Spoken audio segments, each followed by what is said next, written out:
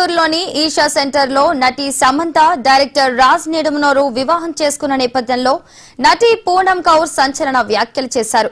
సమంత రెండో వివాహంపై పరోక్షంగా విమర్శల దాడికి దిగిన పూనం తాను సొంత గూడు కట్టుకోవడానికి మరొకరి ఇంటిని కూల్చేయడం చాలా బాధాకరం అని ట్వీట్ చేశారు. అంతేకాక బలహీనమైన పురుషులను డబ్బుతో ఈజీగా కొనవచ్చు అంటూ ఈ అహంకారపూరిత మహిళను ఆమె పెయిడ్ పిఆర్ టీం గొప్పగా చూపించడం దారుణం అని మండిపడ్డారు. ఆమె తన ట్వీట్ లో సమంత పేరు ప్రస్తావించినప్పటికీ ఈ వ్యాఖ్యలు సమంత గురించేనని సోషల్ మీడియాలో భారీ చర్చ జరుగుతోంది. పూనం చేసిన ఈ విమర్శలు ప్రస్తుతం సోషల్ మీడియాను షేక్ చేస్తున్నాయి.